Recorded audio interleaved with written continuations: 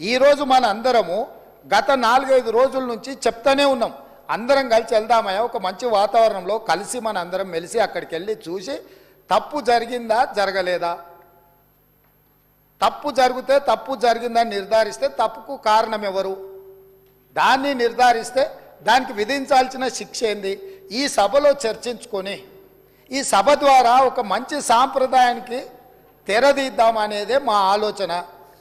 ఈరోజు మేము దానికోసమే ఆ ప్రాంత శాసనసభ్యుడు కాబట్టి గతంలో గవర్నర్ గారు ఉండే, వారి పేరు ఎందుకు కానీ వారు ఏమన్నారు, కాళేశ్వరరావు అని అన్నాడు హరీశ్వరరావు బదులు. కాళేశ్వరరావు గారిని కూడా ఈరోజు మేము అక్కడికి కాళేశ్వరం పోదామని అడుగుతున్నాము. మేము ఆహ్వానించడంలో ఉన్న తప్పేముంది అధ్యక్ష?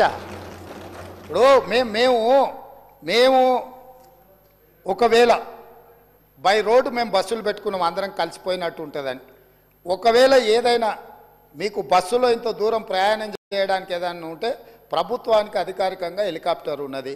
పెద్దలు చంద్రశేఖరరావు గారి కోసం ప్రత్యేకంగా హెలికాప్టర్ను కూడా రాష్ట్ర ప్రభుత్వము సిద్ధంగా ఉంచింది బేగంపేట ఎయిర్పోర్టులో.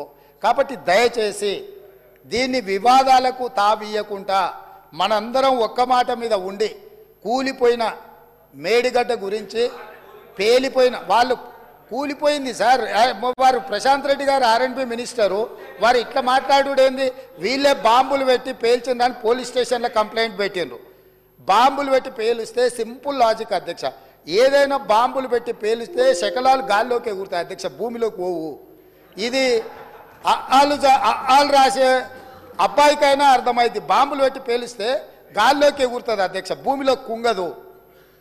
పోలీస్ స్టేషన్లో అట్లా కంప్లైంట్ పెట్టిండ్రు కాబట్టి ఇది బాంబులు పెట్టి పేల్చిండ్రా, లేకపోతే కింద ఇసుక కలిగి పిట్టగూడు కడితే పీకమేడలు కడితే కుంగిందా, ఇవన్నీ కూడా సమాజం తెలుసుకోవాల్సిన అవసరం ఉంది. సభ్యులుగా చర్చించే ముందు మనందరం కూడా అక్కడికి వెళ్దాము.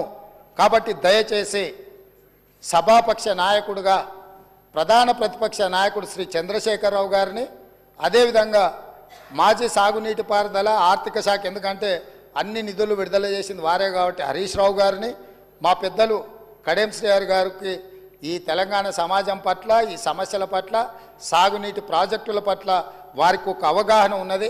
వారిలాంటి వాళ్ళు చూసి విశ్లేషించి చెప్తే మేము కూడా కొంత నేర్చుకుంటాం. ఎందుకంటే అన్నీ మాకు తెలుసని మేము అనుకోం, మేమేం అపర మేధావులం కాదు, ఏదైనా మాకు తెలియంది ఉంటే అడిగి తెలుసుకుంటాం. శ్రీహరి గారు లాంటి వాళ్ళు అనుభవజ్ఞులు, తుమ్మల నాగేశ్వరరావు గారు లాంటి అనుభవజ్ఞులు, గతంలో ఈ శాఖలలో మంత్రులుగా బాధ్యతలు నిర్వహించిన వాళ్ళు ఉన్నారు. కొత్త తరం నేర్చుకోవాల్సిన అవసరం ఉన్నది.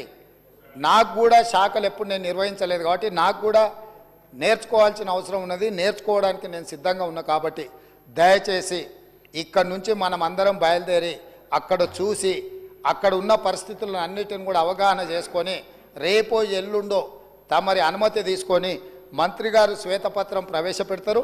శ్వేతపత్రంలో తెలంగాణలో ఉన్న ప్రాజెక్టులు అన్నిటి మీద చర్చ చేద్దాం.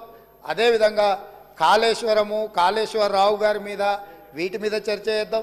ఇది ఎవరెవరికి ఏటీఎంగా మారింది, దీని సంగతి ఏంది, దీని కథ ఏంది, దీని కమామిస్ ఏంది, ఈ సభలో చర్చించుకుందామని తెలియజేస్తూ తమరు అవకాశం ఇచ్చినందుకు ధన్యవాదాలు తెలియజేస్తూ అందరినీ రావాల్సిందిగా, ప్రత్యేకంగా అందరినీ రావాల్సిందిగా, మళ్ళీ మీరు రేపో ఎల్లుండి అనుమతి ఇచ్చినప్పుడు దీని మీద చర్చ చేయడానికి మీరు అవకాశం ఇవ్వాల్సిందిగా కోరుకుంటున్నాను అధ్యక్ష.